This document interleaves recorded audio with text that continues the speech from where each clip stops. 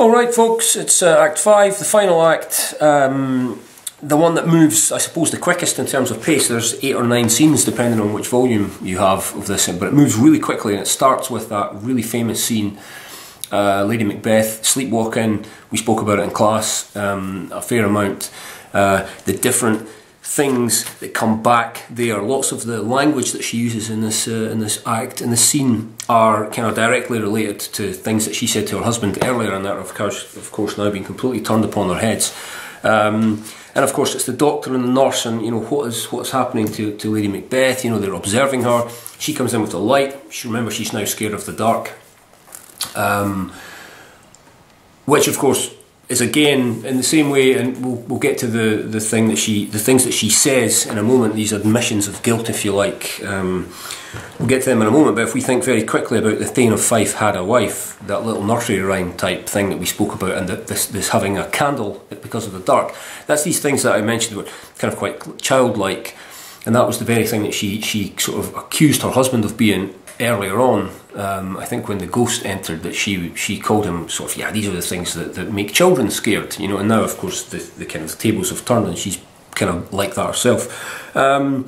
And there's the out-damned spot. We spoke about that in class. You know, I didn't realise that Duncan would have so much blood in him, and you know, will these hands never be clean? And she's got this sort of imaginary spot on her hand, and again it's the hands. It's another of these symbols coming back, and it's not only a visual thing now.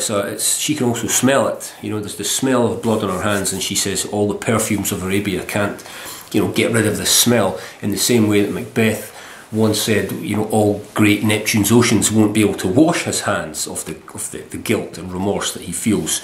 And of course, there's the admission of Duncan. There's the admission about Lady Macduff. She also mentions the fact that Banquo can't rise from his grave anymore, which of course returns directly back to the moment in the banquet scene where he does actually rise from the grave and return to the table.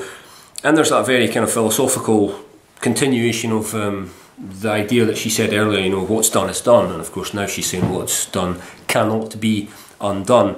The doctor finishes that scene by basically saying, I can't do anything for her. You know, Macbeth asks him in another scene later if he can do anything for her, but the doctor can't. He says the only person that can help her now is essentially God. She needs a divine intervention. And that's the end of scene 1. Scene 2 is basically the gathering armies discussing their tactics. You know, who's going to do what, how we're going to approach the business, I suppose. And they're talking about Macbeth and the fact that, you know, he's just gone completely mad now, and all is lost if the armies don't come and do something about it. Scene 3 is Macbeth standing there, and this is all about the prophecies. This is like, you know, I'm not afraid, because forests don't walk. You know, he starts getting angry with his servants and calling them cowards, and he puts on his armour and says, you know, I'm going to fight until the very end. I don't care what happens. You know, he's the kind of almost the epitome of that kind of brave warrior that we had at the start of the play, where he's also incredibly valiant and he's prepared to do anything. Now, of course, it's more out of desperation than the situation at the start. All his thanes are leaving him, all the lords are gone, but he keeps hammering home this idea of the prophecies. He believes so much in the prophecies, until of course one of his soldiers comes in and said, well actually, Birnam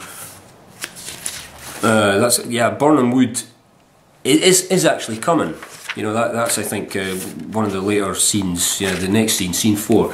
But in scene 3 he's still kind of constantly talking about the prophecies and how he's safe, essentially. Scene 4, as I just mentioned, is of course outside.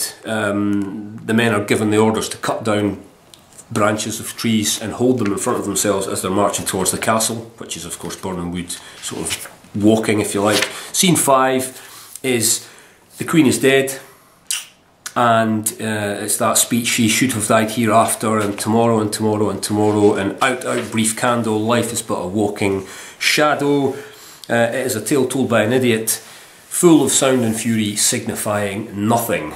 and I think I wrote on the board that day, the futility of life. That's how he feels now. It's a very kind of philosophical acceptance and almost resignation at this point in the play. Then the guard comes in and says he saw the woods move. Macbeth, of course, now realises that all is lost, and he kind of almost rebukes the witches for telling him the things that he's told him, because all these things are starting to unravel now. But he still finishes that scene by being this kind of brave guy, saying, you know, if we're going to die, then we're going to die fighting. We'll die with our boots on, as the saying goes.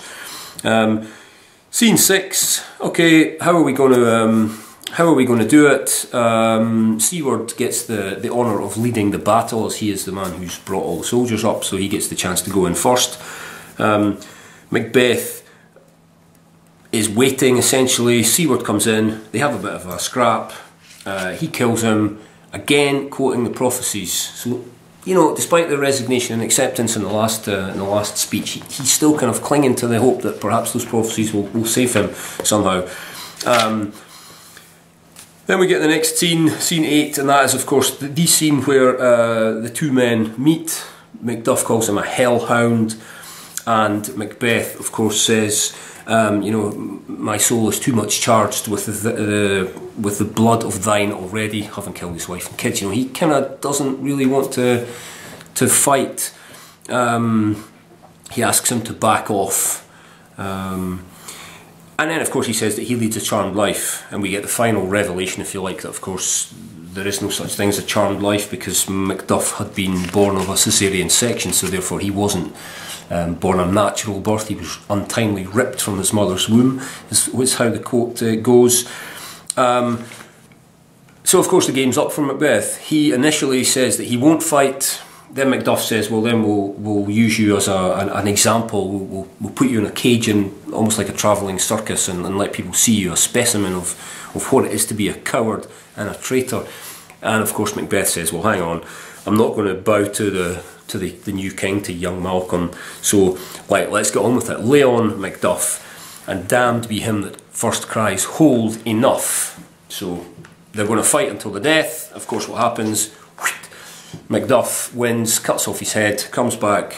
Here is the head of the traitor, and all hail King Malcolm. Malcolm has this nice little speech about friends and exiled family, and they're all going to come back together. And essentially, that's a kind of a metaphor, if you like, that final scene for everyone goes to Scone Castle for the coronation, and that order and normality has been restored from what was, of course, essentially an extremely chaotic situation. And there's a number of important quotes there, mostly relating to, I think, you know, the relationship between Macduff and Macbeth's attitude towards the apparitions. That's more or less your whole play, ladies and gentlemen. I hope this helps you in some form or another. You'll probably have to make sure you go through the thing again. Just, you know, focus on the quotes, make sure you look at all the stuff on Magister. If you've got any questions, we've got a couple of lessons this week in which you can ask them.